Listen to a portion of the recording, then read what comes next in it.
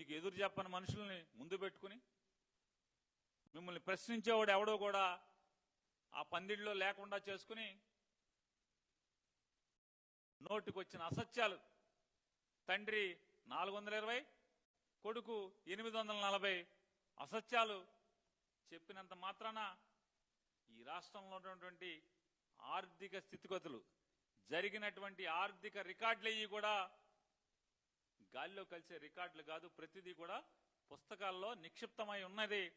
తెలుసుకుంటే మంచిదని చెప్పని ఎంతసేపు జగన్మోహన్ రెడ్డి గారి మీద బురదేసే కార్యక్రమం. నిన్న పచ్చిగా ఎంత దగాకోరుగా నిన్న మాట్లాడతారు. లోకేష్ గారు మాట్లాడతారు, చంద్రబాబు నాయుడు గారు మాట్లాడతారు. ఎన్నికల ముందు 14 లక్షల కోట్లు అప్పు తెచ్చాడు జగన్మోహన్ రెడ్డి గారు అని చెప్పారు. అసలు ఆర్థిక స్థితిగతులు మీరు అసెంబ్లీలో ఇచ్చారు. మీ ఆర్థిక మంత్రి అసెంబ్లీలో తన నోటితో చదివాడు. ఇది రికార్డులో ఉంది. ఏముంది?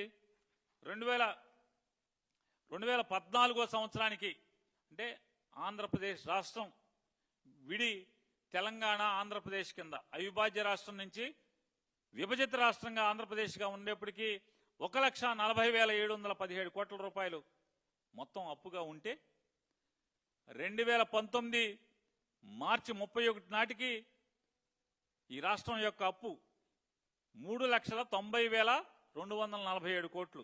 అంటే పాత 1,40,717 దాంతో కలుపుకుని 3,90,000 అయితే చంద్రబాబు నాయుడు గారు జగన్మోహన్ రెడ్డి గారికి అప్పచెప్పేప్పటికీ 2,49,350 కోట్ల రూపాయలు 5 ఏళ్లలో మీరు చేసినటువంటి అప్పు.